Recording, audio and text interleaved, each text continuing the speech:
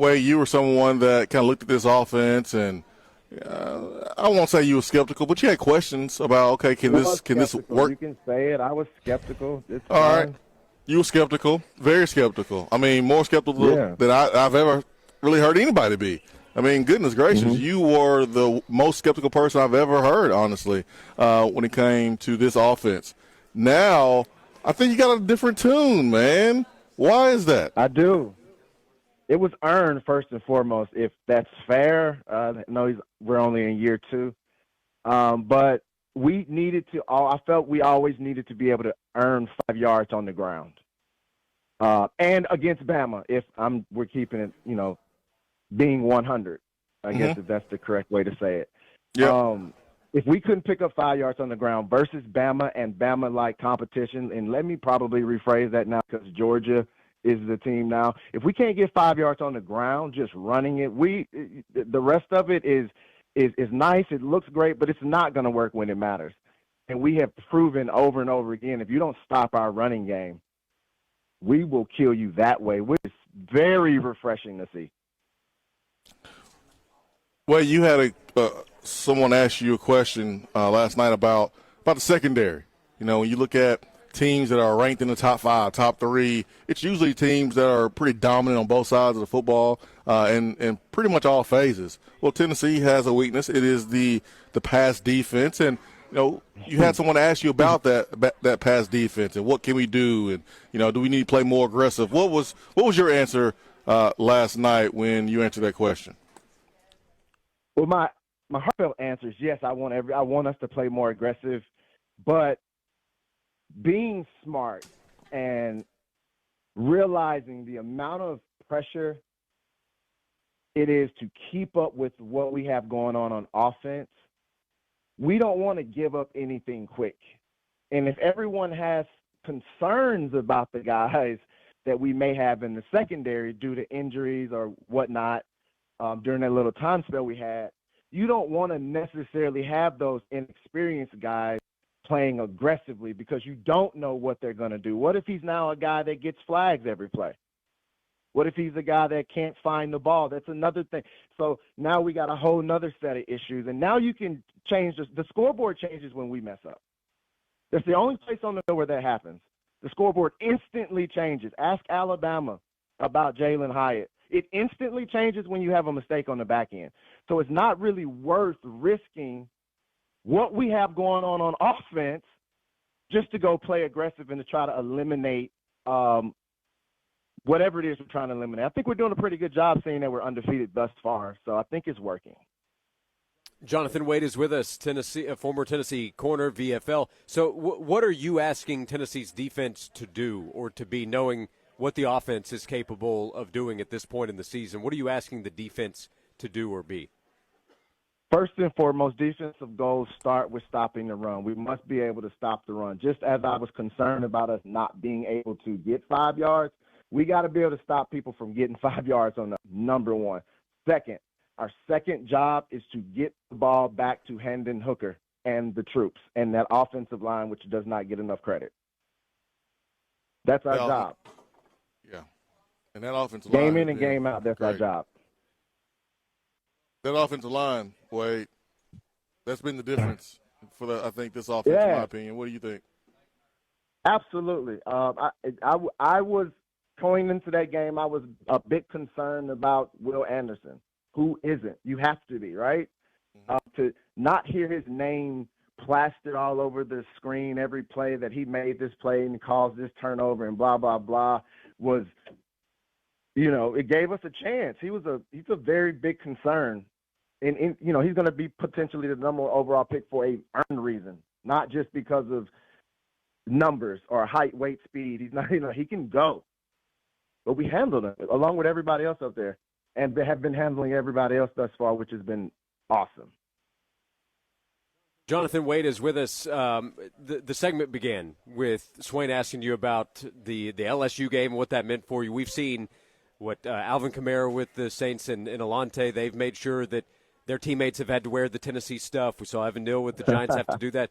What were locker room Sundays like for you? How much better do you feel knowing that Tennessee players are able to win these bets and have the last laugh against their SEC rival teammates now in the NFL?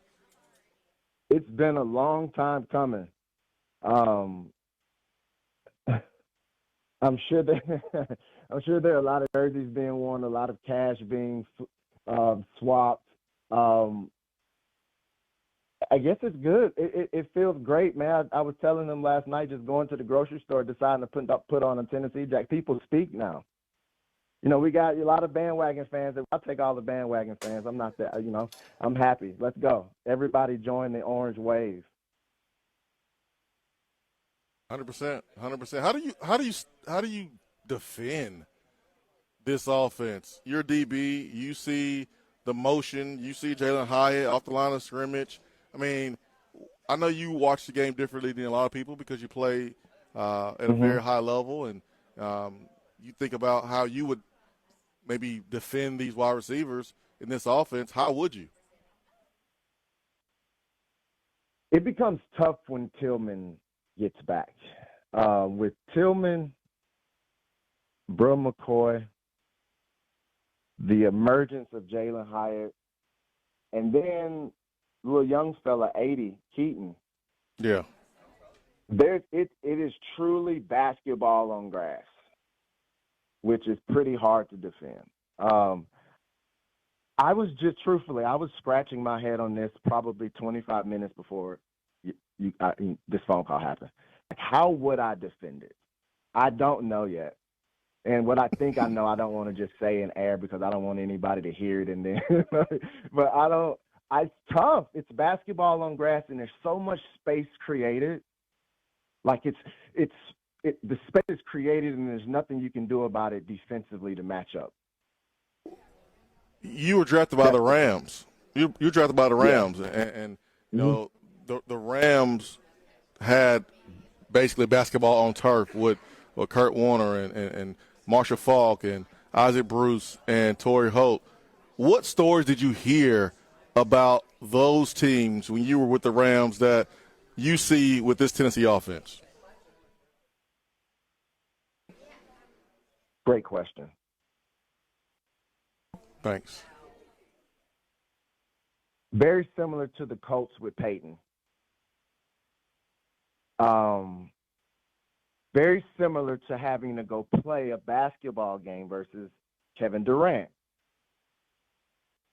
They're going to put up points, you know, like, and those were the stories. Like having to know that Ray Lewis telling Torrey that they weren't going to let them put up those points like that today. Because just going into the game against those guys, you knew that you were going to have to do something about the fact that they put up points and you can't stop it. You got to change your defense. It almost becomes like, do you play offense so you don't even understand, Swain? You're so different. When we have to go play Air Force, we had to completely change everything we did that week. We didn't watch the film afterwards because we played Florida. So going against a team like that just puts up, you have to now you have to change everything you've been so comfortable doing. You put people in spots that they may not be comfortable with. You may not be comfortable with them being in that spot as a coach. And you're always trying to and it's just a struggle. And you can run for 5. Yeah, this is funny. It's funny. It's fun to watch, man. It's truly fun to watch. Swain, don't you feel bad for DBs or defensive guys?